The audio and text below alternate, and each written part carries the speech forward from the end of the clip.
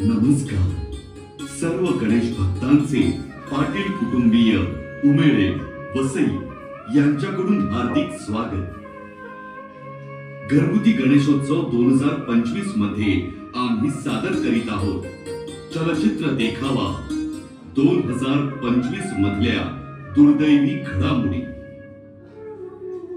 दिनांक 30 मार्च 2025 रोजी तेलंगणातील हैदराबाद युनिव्हर्सिटीच्या जवळील कांचाकाची बोवली परिसरातील 400 एकर जमीन स्वच्छ करण्यासाठी तेलंगणा सरकारने काही बुलडोझर्स पाठवले, कारण त्यांना तिकडे TSIC च्या माध्यमातून IT पार्क आणि हब तयार करायचा हेतू होता।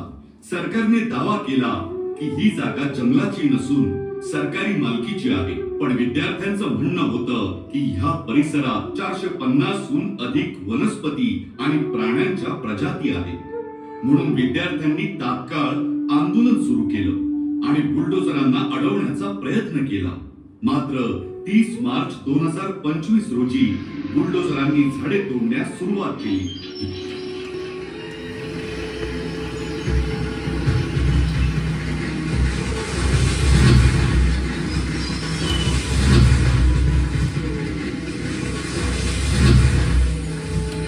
वन्य प्राणी पक्षी इकडून तिकडे पळत होते, ओरडत होते।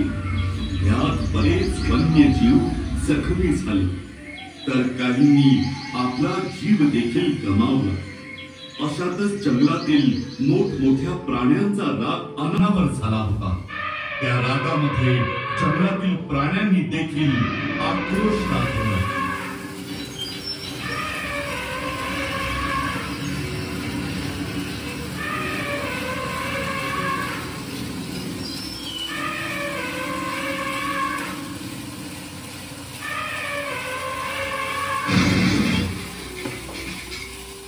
नंतर 2 एप्रिल 2025 रोजी सुप्रीम कोर्टाने या गोष्टीची प्रत्यक्ष पाहणी करून दखल घेतली आणि 3 एप्रिल 2025 रोजी जंगल तोड अत्यंत गंभीर असे संबोधून त्यावर तात्काळ बंदी घातली।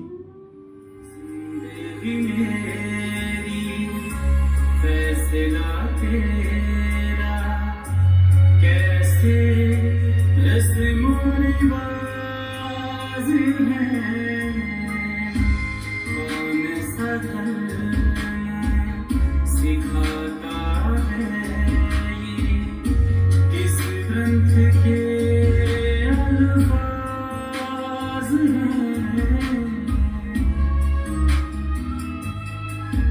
आँखें तो मिला है बंदे बता, क्या है मेरी खता या है तू ही खुदा। ये सोच के मन उदास है, माँ के बेजुबान, पर दिल तो मेरे पास है।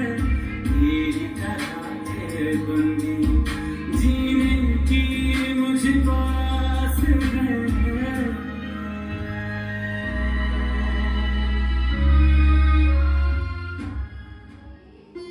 मंगळवार दिनांक 22 एप्रिल 2025 रोजी जम्मू काश्मीर येथील पहलगाम शहरापासून 7 किलोमीटर अंतरावर असलेल्या बैसरन व्हॅलीच्या परिसरात दुपारच्या सुमारास अतिरेकी घुसले। या प्रदेशाला जास्त संरक्षण नसल्याने अतिरेक्यांनी M4 कार्बाइन AK-47 सारखी शस्त्र सोबत आणली होती। अतिरेकी पर्यटकांजवळ आले आणि पर्यटकांना नाव बोल तेरा मजहब क्या है, बोल बता तू हिंदू है या मुसलमान है। यात त्यांनी विशेषतः हिंदूंना लक्ष केले आणि इस्लामिक कलमा म्हणण्यासाठी जबरदस्ती करू लागले, जेणेकरून धर्मानुसार वेगळे करू शकतील। परंतु हिंदूंनी सांगितलं की आम्हाला कलमा येत नाही। हे ऐकून अतिरेक्यांनी हिंदू पुरुषांना गोळ्या घालायला सुरुवात केली।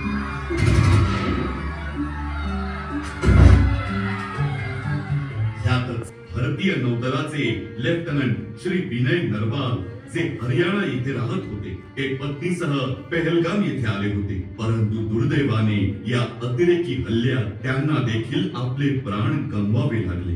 तसेच या हल्ल्यात एकूण 26 जणांचा मृत्यू झाला आणि 20 जण जखमी झाले, ज्यात 25 जण पर्यटक होते आणि एक स्थानिक मुस्लिम घोडेस्वार होता, ज्याने अतिरेकी बंदुका चालवत असताना त्यांच्या हातातील बंदूक हिसकावून घेण्याचा प्रयत्न केला, म्हणून त्याला देखील गोळ्या घालून मारण्यात आलं.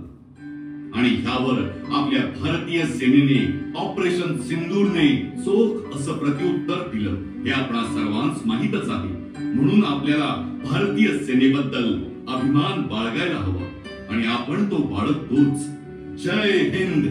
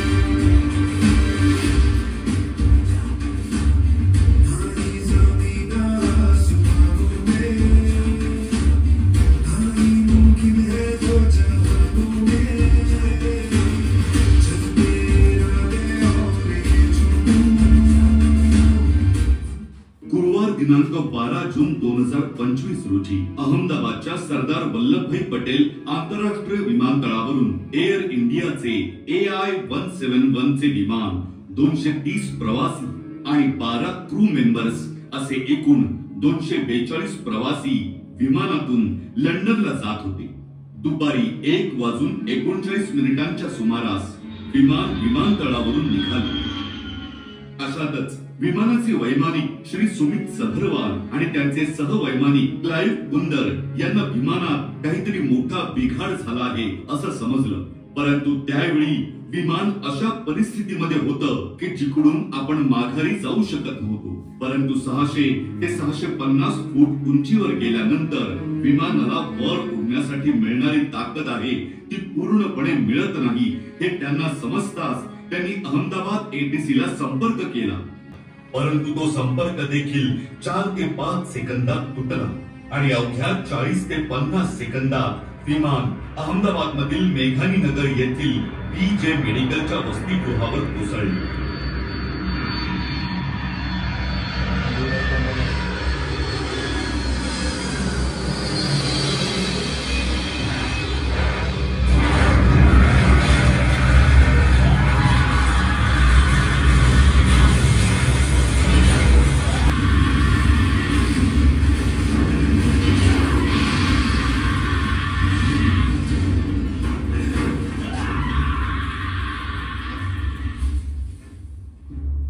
आणि विमानात 1.25 लाख लिटर इंधन असल्यामुळे विमानाचा भयानक मोठा स्फोट झाला. यातच विमानातील 229 प्रवासी आणि विमानातील 12 क्रू मेंबर्स आणि वसतिगृहातील 29 विद्यार्थी यांचं दुर्दैवी दुःखद निधन झालं. अशातच विमानातील फक्त एकच प्रवासी विश्वास कुमार जे भारतात जन्मले असून लंडनचे नागरिकत्व असलेले या स्फोटामधून जिवंत वाचले असून ते जखमी झाले. डोळ्यांनी कसे आक्रोश पाहिले,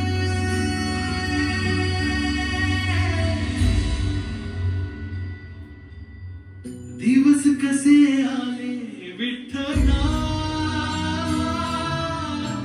दिवस कसे आले विठ्ठला, दिवस कसे आले विठ्ठला, दिवस कसे आले विठ्ठला. कसा नियतीचा फेरा आला, आयुष्याचा दिवस आला, खेळ बंद झाला, खेळ बंद झाला, साला खेळ बंद झाला. आज आपण सर्वांनी आपल्या बाप्पाच्या चरणी प्रार्थना करूया की अशा दुर्घटना भविष्यात न घडो. बोला गणपती बाप्पा मोरया. मंगलमूर्ती मोरया. मंगलकारी जगत अधिकारी कर्मरूपी वाटेवरचा